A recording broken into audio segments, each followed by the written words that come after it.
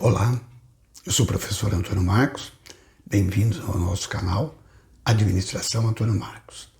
Hoje nós vamos dar continuidade ao conteúdo que nós começamos a falar na semana passada sobre liderança.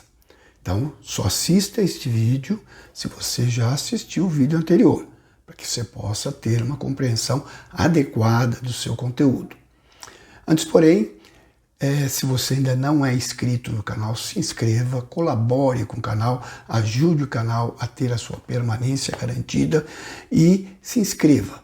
Deixe seus comentários ao final do vídeo. Seus comentários são super importantes para que a gente possa estar produzindo cada vez conteúdos mais adequados às suas necessidades. Deixe seu feedback positivo, negativo e não se esqueça de distribuir o link desse vídeo a todos os seus contatos. Vamos fazer com que cada vez mais pessoas possam ter acesso a esses conteúdos e usufruírem desses conteúdos. Vamos então à segunda parte sobre liderança.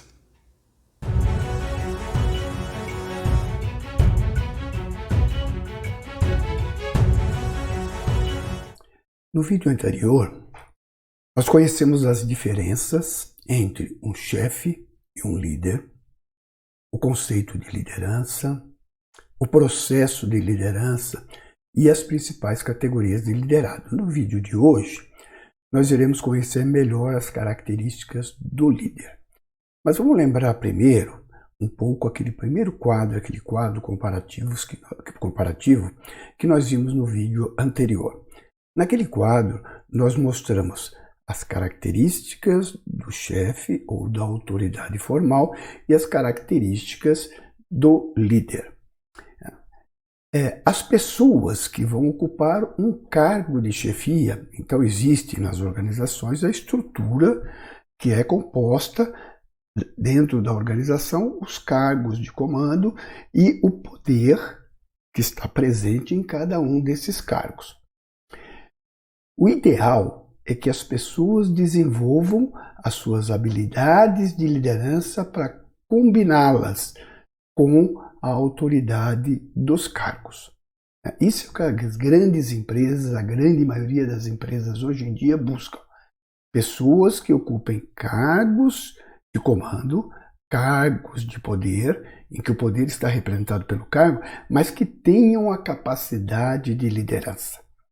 Isso é o importante. Para isso, é necessário que nós, que estamos nos desenvolvendo para ocuparmos cargos de chefia, para ocuparmos cargos de direção e de gestão, desenvolvamos o máximo possível as nossas habilidades de liderança, para juntar o melhor desses dois mundos, né? A força do cargo e a força da liderança. Tá? Isso é o ideal. Vamos então conhecer os estilos de liderança. Nós temos dois estilos de liderança que nós podemos colocar assim em pontos extremos. O primeiro deles é o autocrata, em que o poder está todo ele centrado naquele que ocupa a posição de chefe. Então, o autocrata, a autocracia, há uma centralização de poder naquele que ocupa a posição de chefia, aquele que ocupa a posição, o cargo ou aquela posição de mando. Então, é o autocrata. O outro oposto, o lado oposto dessa situação, eu tenho o democrata, ou a democracia, em que existe uma divisão do poder entre a chefia, aquele que ocupa a posição de poder, e os liderados, aqueles que estão trabalhando dentro daquela área. Então eu tenho sempre esses dois extremos, ou o extremo autocrata ou o extremo democrata. Mas veja, esse extremo tem um limite. Eu não posso ultrapassar determinado ponto de autocracia ou não posso ultrapassar determinado ponto da democracia. Se eu ultrapasso esses pontos, eu vou sair do estilo de liderança e vou para a sua disfunção, ou aquilo que não deve ser. No caso, por exemplo, da democracia, se eu sou ultrademocrata e ultrapasso os limites de divisão de poder entre aquele que ocupa o cargo de comando e os seus subordinados, o grupo, eu vou cair na demagogia. A demagogia é a busca da popularidade extrema junto ao grupo. Né? É comum a gente ver isso, por exemplo, nos maus políticos. Né? Os maus políticos, em época da eleição principalmente, né, nós vamos encontrar então esse exemplo de excesso de democracia chegando à demagogia, promessas, paizão, eu faço tudo, eu vou fazer tudo. Então, isso é demagogia, isso não é possível e a gente tem que ter os filtros suficientes para compreender até onde realmente é possível e aquilo que ultrapassa o que é possível. Né? Ultrapassou os limites da democracia, nós vamos cair na demagogia. Então, é um ponto muito importante que nós devemos estabelecer. Qual o limite, né, para a democracia? Não existe uma democracia sem limites, né? Sempre tem um limite. Do lado contrário, né, o excesso de autocracia, nós vamos ter o quê? A tirania, né? O abuso da autoridade, o excesso de poder. Né? Então, o ideal é que todos os líderes, todos aqueles que ocupam uma posição de poder dentro da organização, eles transitem entre a autocracia e a democracia, dependendo de uma série de fatores que nós vamos ver daqui a pouco. Né? Não existe, normalmente, não existe aquela pessoa que ocupa um cargo de poder que seja totalmente autocrata ou que seja totalmente democrata. O bom líder,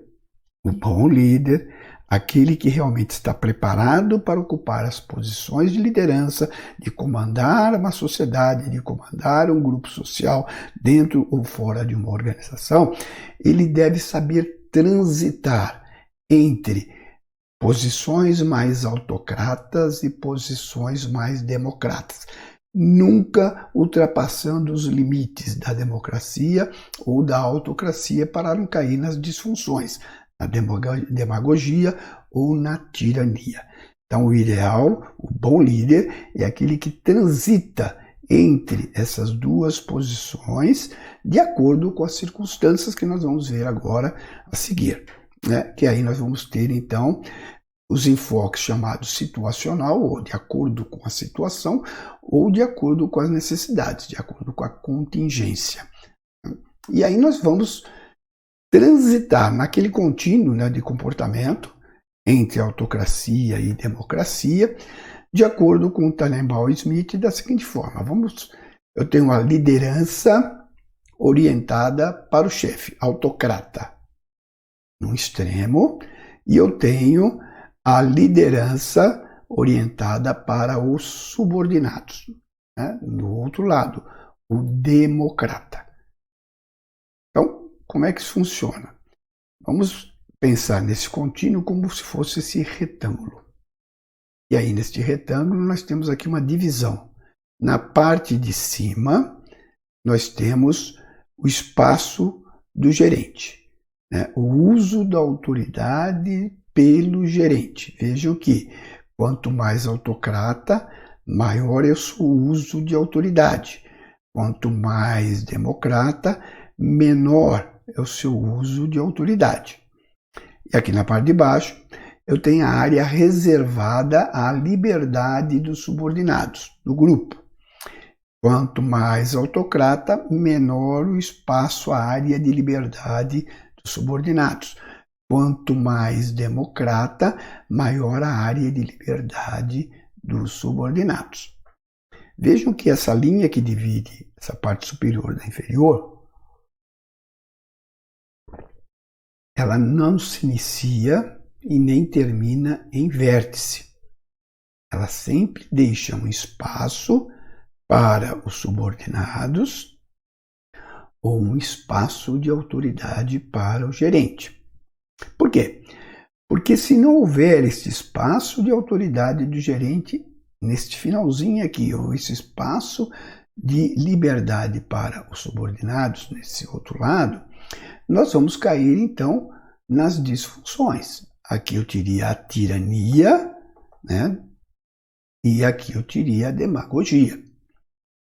Então, o ideal é que o líder, o verdadeiro líder, vá transitando, usando de sua autoridade de forma maior ou menor, dando maior ou menor liberdade aos subordinados, de acordo com a situação ou de acordo com a necessidade, de acordo com a contingência. E aí nós temos, então, uma amplitude de comportamento do líder que vai variar desde o líder, no momento que ele decide e comunica, ou ele vende uma decisão, ou ele apresenta ideias, ou ele apresenta uma decisão possível para os subordinados, ou ele apresenta o problema e pede sugestão aos subordinados, veja, está aumentando a área de liberdade dos subordinados, ele define limites, mas o grupo decide, e, no extremo, a equipe sozinha, dentro de limites, olha só, tem sempre espaço de poder aqui do gerente, então dentro de limites, a equipe faz tudo o que tem que se fazer. Quais são os critérios que o líder, o verdadeiro líder, deve utilizar? Quais são os parâmetros que ele deve utilizar para passear por esse espaço, por esse contínuo de liderança? Ser mais autoritário ou ser menos autoritário? Dar mais liberdade aos subordinados ou dar menos liberdade para os subordinados? Isso vai variar de acordo com o contexto da liderança. Como é que está composto esse contexto, essa situação de liderança que nós estamos vivendo neste momento? Sempre um momento específico. E aí nós temos 4 elementos que devem ser considerados. Primeiro, as características pessoais do líder. Em segundo lugar, nós temos as características da tarefa ou missão que está sendo executada ou que terá que ser executada nesse momento. Quais são as características dessa tarefa? Quais são as características dessa missão a ser realizada?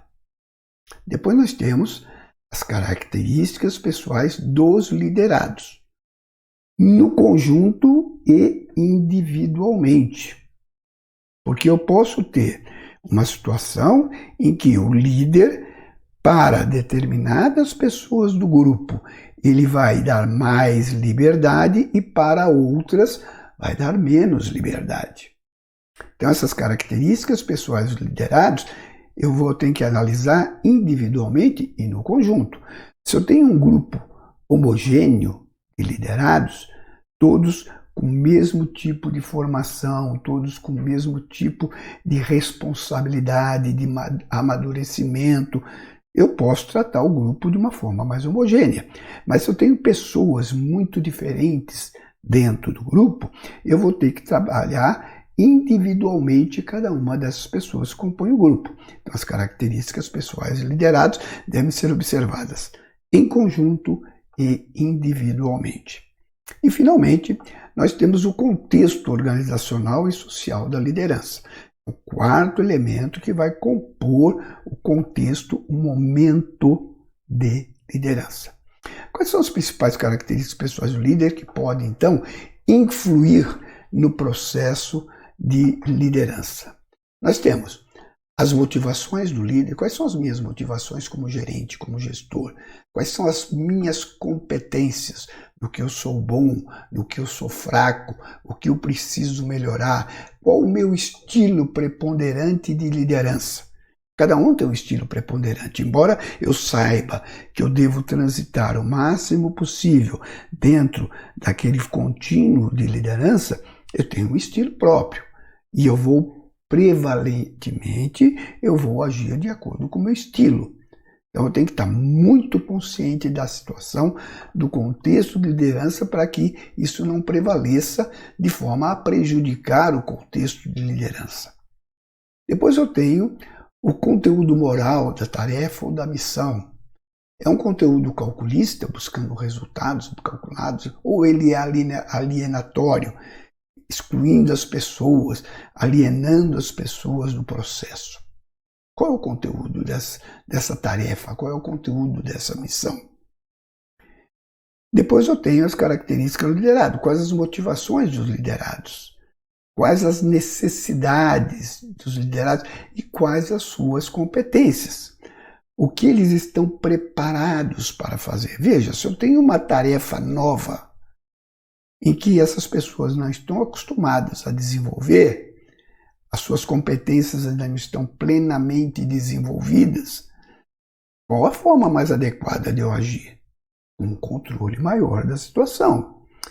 Se eu tenho uma tarefa ou missão que as pessoas já estão habituadas a realizar todos os dias, eu preciso ficar controlando? Não.